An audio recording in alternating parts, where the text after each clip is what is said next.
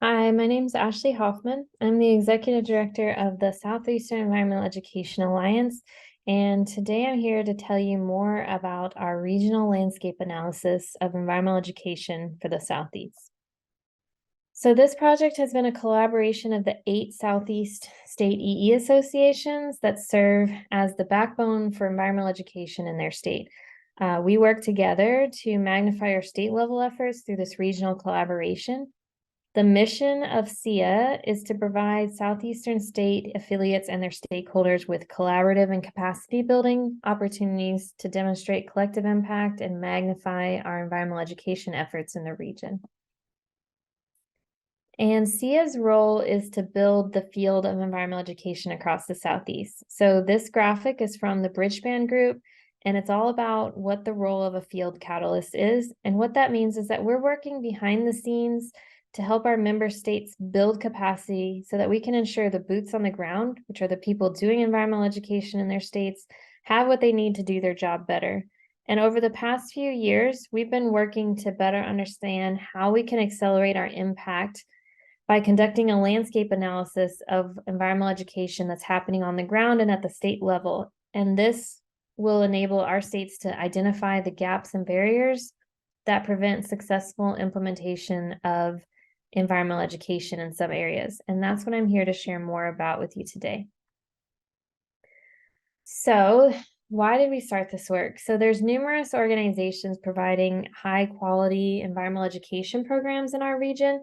Most of these have been operating independently of one another, and historically there's been little done to harness their collective impact so that we could create larger scale change in our states or throughout the region. These realities made it very difficult to sustain project long term and for us to extend impact beyond the local community. For us to really move into this field level change, we needed to tackle some pretty big questions about the field. And in order to do that, we started to ask things like, what does environmental education look like on the ground? What would it look like if we were to work together to strengthen environmental ed in the Southeast? And what would a stronger, more inclusive EE movement look like? And so a landscape analysis of environmental education efforts in the 8 Southeast states would provide us with that baseline data to better understand environmental ed across the region. So before we continue, I want to thank the funders who made this project possible. We're very grateful for the Pisces Foundation, who's been with us for every step of this project, as well as the National Fish and Wildlife Foundation, the North American Association for Environmental Education, and the Environmental Protection Agency. There's 2 parts to this survey. In 2021, we worked in partnership with EcoRise to survey more than 700 EE providers across the Southeast. And in 2022, SEIA also went on to survey more than 500 school teachers and administrators as phase 2 of this initiative. And so I'm going to share a little bit of our findings from both phases of this work. So starting with our environmental education providers, we have currently to this date surveyed 718 providers. And this survey was done as a census. So in other words, we're trying to reach every environmental education provider who serves our states. And so if your entity is not represented in this survey, you can find a button on our dashboard, which I'll show you later in the survey, where you can input your data to be included. So let's jump into the findings. The representation on this survey, we found that the majority of the field is made up of nonprofit organizations, followed by government entities. We found that over 40% are working with a budget of less than $250,000. So we're doing a lot of great work with very limited resources and capacity here. And this is a map of our EE providers who responded to the survey that EcoRise created for us. By mapping our respondents, it's allowed us to identify some of those geographic gaps in services. And while we know that the location of the EE provider doesn't necessarily determine where they're operating, we do know that the majority of them are providing direct services, which likely means they're predominantly serving their local communities here. And looking closer, we found gaps in services in rural areas, in areas with the highest social vulnerability index, and areas with the lowest income. So this is an example from Kentucky, but it holds true for every single state. You can see the orange dots represent the survey respondents, and the darker counties are those that have the highest social vulnerability index. So you can kind of see here who is and is not represented. And according to our data, there were similar gaps in all the states in eastern Kentucky, across Tennessee, the southern counties in Mississippi and Alabama, southeastern counties of Georgia and South Carolina, the panhandle of Florida, and eastern counties of North Carolina. We also looked at depth of engagement. So we learned that most programs were under an hour in length, and less than half of our environmental education experiences are more than 1 day. And this short-term engagement matters because there's a key facet of effective environmental education is intensive long-term engagement. We've found a lot of research that says that environmental education that is correlated with standards and provides repeated long-term engagement throughout the school year can be invaluable in enhancing learning. It shows that intensive intervention, like a 1-week environmental ed program, really helps to change those pro-environmental behaviors. And then professional learning for teachers mirrors this as well. Those longer term interactions are what inspire changes to attitudes and behaviors and are much more effective than shorter one and done type engagements. So we started asking our EU providers, if we know this research, then why are we all doing these 1-hour programs? And anecdotally, many in our field offer these shorter programs in part due to the external emphasis from funders or leadership. A lot of funders or leaders are looking for quantity of participants reached and not quality. So how do we shift that narrative to focus on the quality of engagement over the quantity of participants reached? It's much more effective if that funding can go to reach 20 people really well than if it reaches 500 people and doesn't move the needle on environmental literacy. So we really want to figure out how we can focus the emphasis on the depth of experience.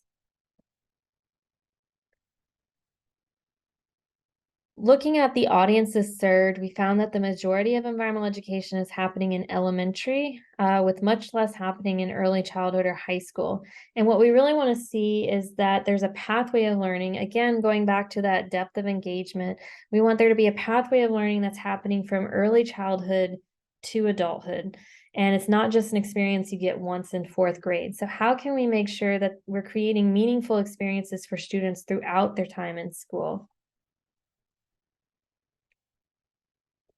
We asked EE providers what they were doing around evaluation, and most of them indicated that they do informal evaluations or no evaluation. We feel like there's a need to provide more resources to the community on how to effectively evaluate programs, which I'll talk a little bit more about later. And then in a region where 29% of our people identify as Black, Indigenous, or person of color, we found that only 7% of full-time staff and 6.5% of senior staff and 8.6% of board members in the region identify as BIPOC. Those numbers are much lower than the 29% of folks in our region. So that demonstrates that we have some work to do if we want our leadership to better reflect the overall demographics of our region. And if you're outside the Southeast, this mirrors trends that have been reported for the broader environmental sector, such as the Green 2.0 report.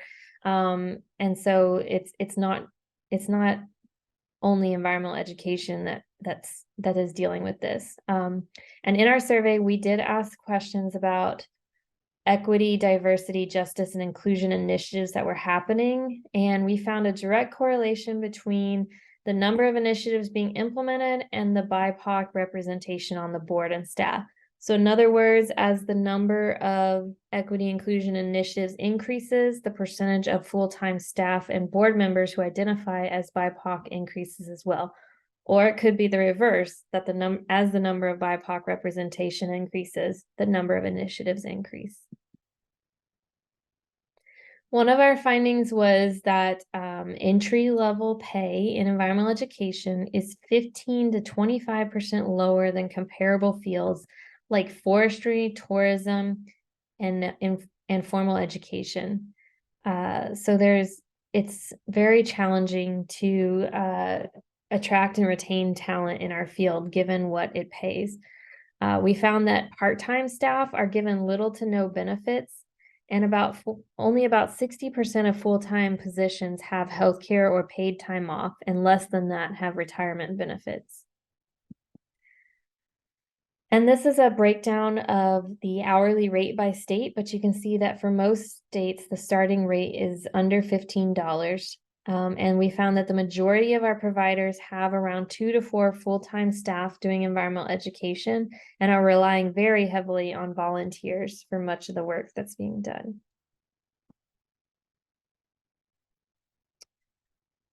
Again, around diversity, equity, and inclusion, we asked several other questions to better understand the demographics of who's being served or not served in our region. And so these charts show the results for Title I participants, which is a proxy for income, and then the percentage of BIPOC, or again, Black, Indigenous, and person of color students and educators served.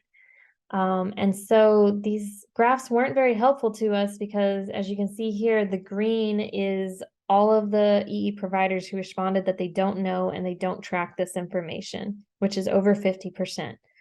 So we realized that there's a need to provide more guidance on the value of tracking demographic information. Without this information, we can't truly know if we're reaching all audiences in the Southeast. And I'll talk a little bit more about that in a bit. On a positive note, for the programs that are tracking this information, it appears that the demographics of students served is reflective of the region. And there does appear to be a positive correlation between collecting demographic data and providing more equitable access to programs, although we can't make any inferences about the causes behind that.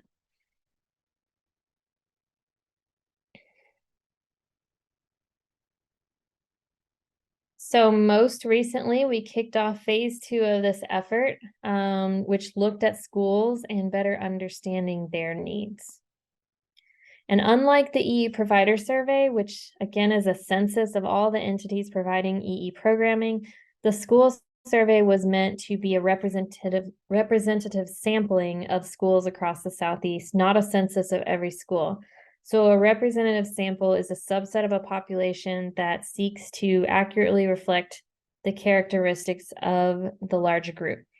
And we also want to acknowledge that, as with any survey, there could be some level of bias in our findings, given that the survey was distributed by environmental education associations and their partners, and therefore we might have a stronger representation for schools who are already receptive to including environmental education. So we heard from over 617 teachers and 126 administrators in this survey, and we were focusing in on these 4 major topics around outdoor learning and outdoor spaces, field trips, professional development, and the integration of environmental education across the curriculum. We also have an emphasis on better understanding climate literacy efforts in schools, which we'll talk more about shortly.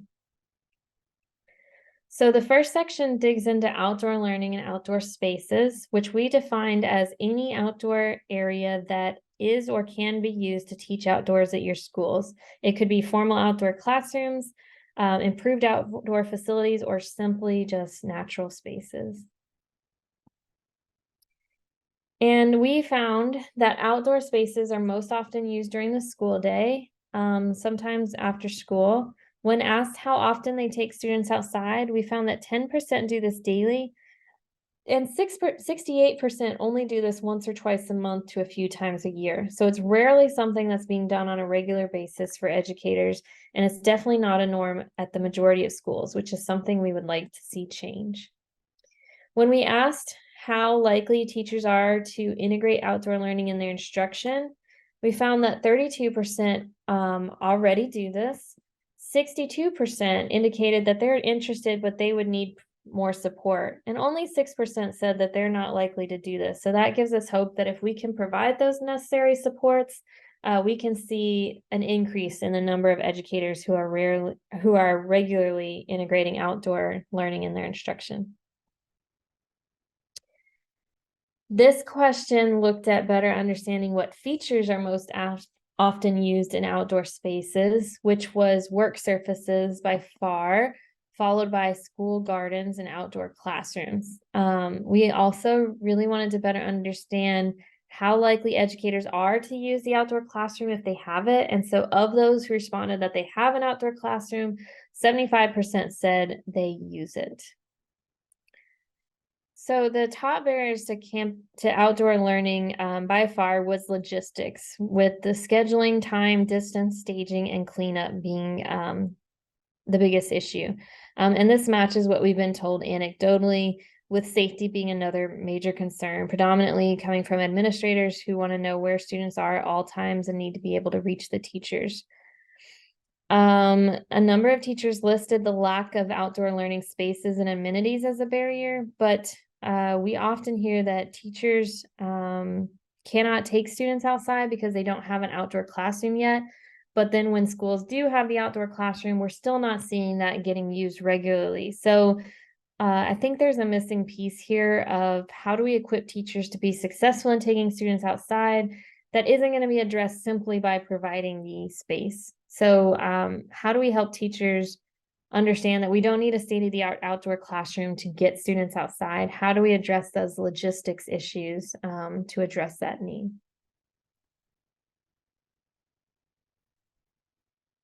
And this question looked at what features and resources would help them feel more comfortable incorporating outdoor learning. And while several of these are physical resources, there are several that EE providers can address here, such as lesson supplies, teaching materials, best practices for teaching outdoors, which came up multiple times in our survey, and professional development.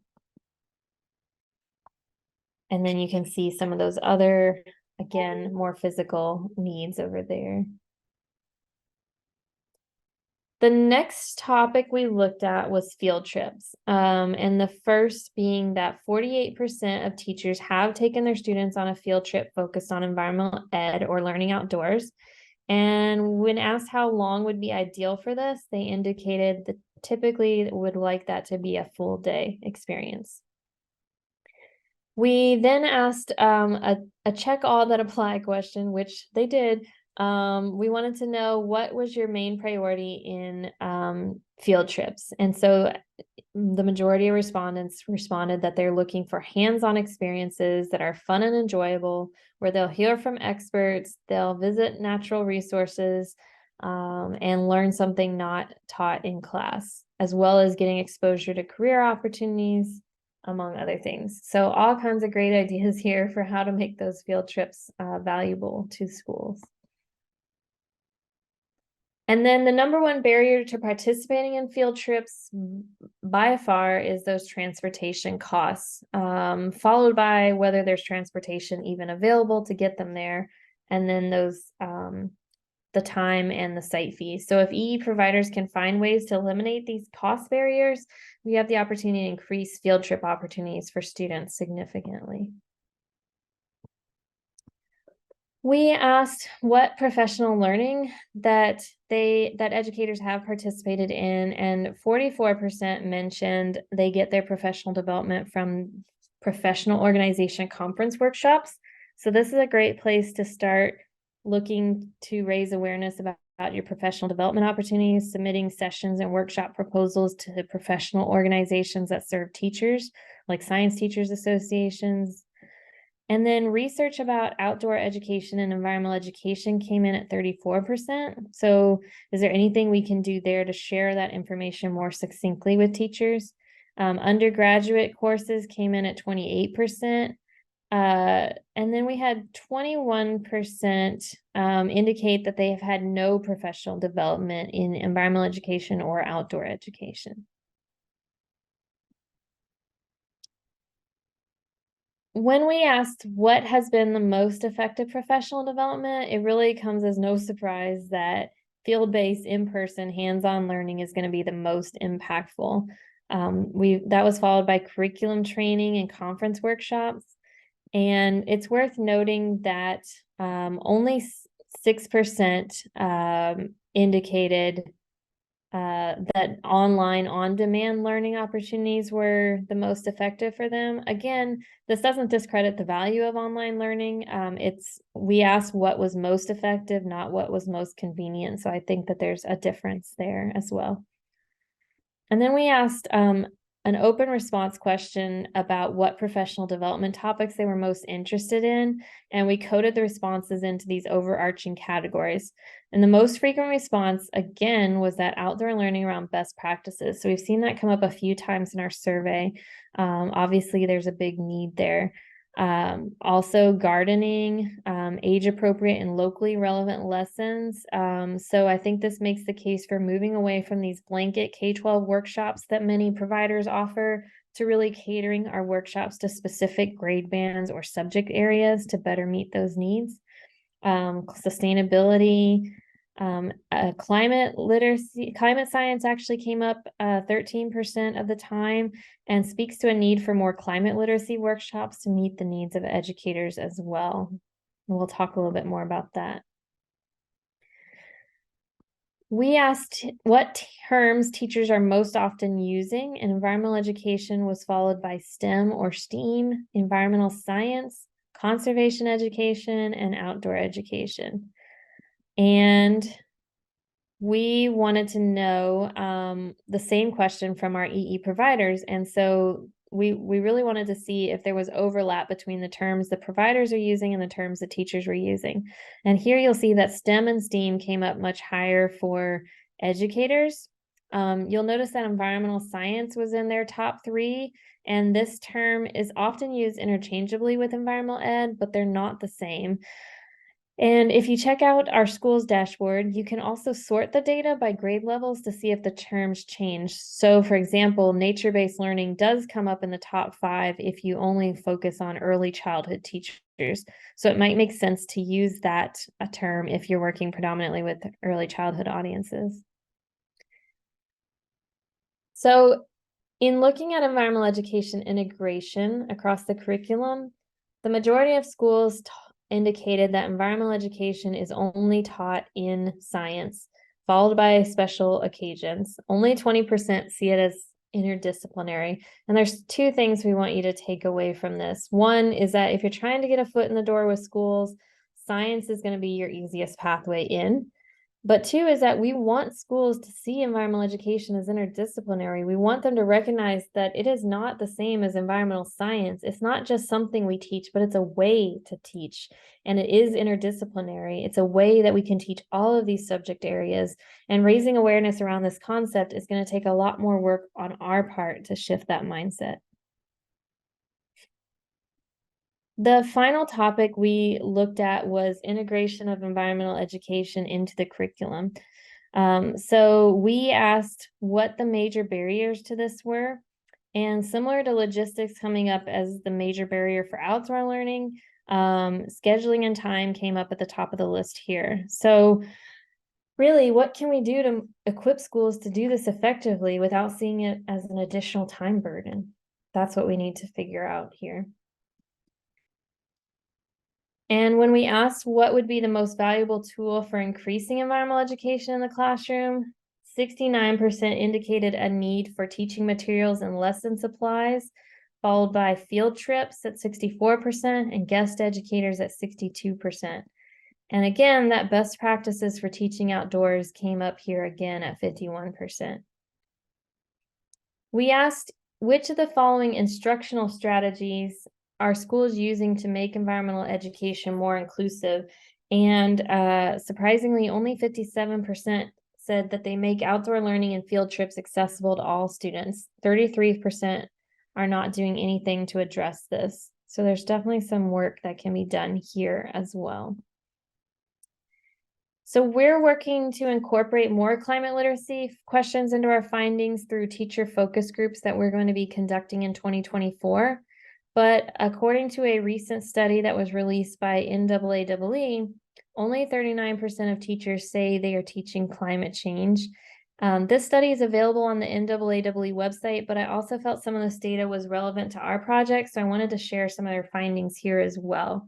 One of their other findings is that the majority of environmental education is happening in middle to high school science classes. Only 58% of educators felt confident talking about this topic. Only 21% feel they're very informed about this. And elementary teachers are feeling the least confident at 37%.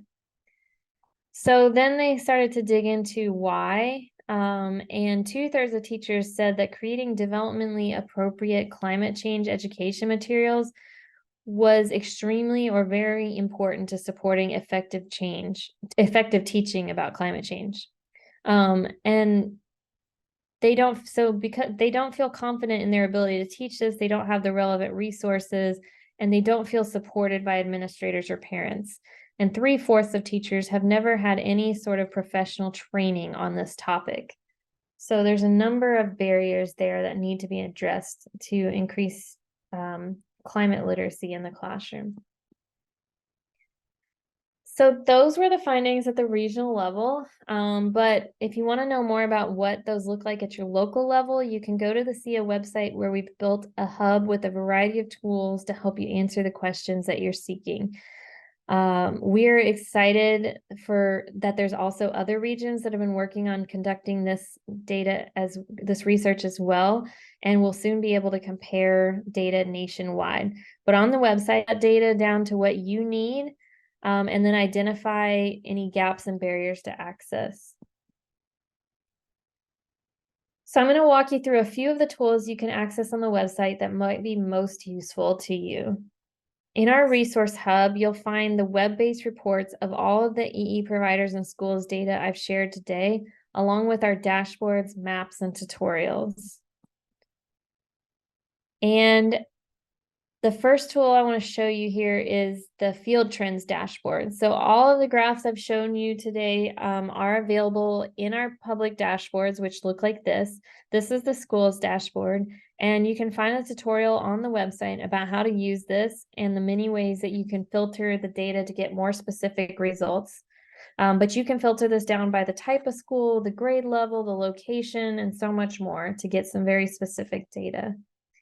And this is the EE provider dashboard. So if you want more detail about who those organizations are that responded to this survey, you can check out the provider details, and you can filter this down as well. So if you're looking for advisors or partners, this is a great place to find contacts. You can look at what themes are most common in early childhood programs in Kentucky. You can look at what organizations are working at the local level to do climate literacy programs, any number of things you can filter by on the left-hand panel there. And in addition to the dashboard, we have the climate equity and education maps I mentioned earlier, which can help you look at the EE providers and where they are geographically. And then if you start with the house icon there on the left, you can add the EE provider layer, but also populate the schools layers if you'd like. And if you hover over any of those dots, it'll tell you more information about that location.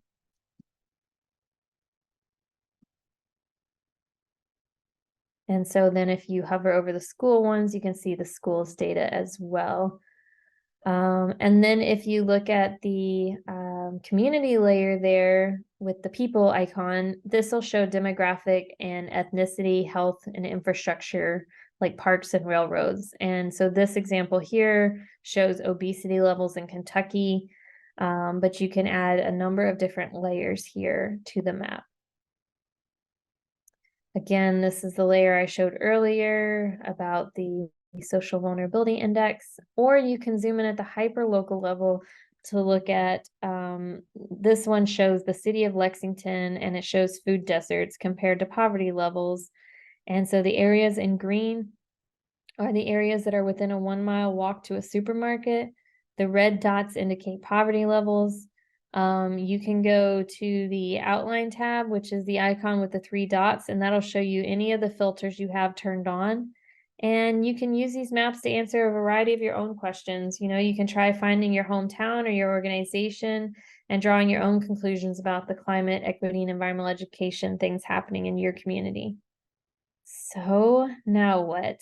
So now we are really in the process of sharing out this data and also figuring out how to tackle some of the things that we have found. And I'm going to share a little bit about what we've been doing since finding this data. So environmental education, like many other sectors, we're looking at adopting more inclusive hiring processes and addressing inequities in our field.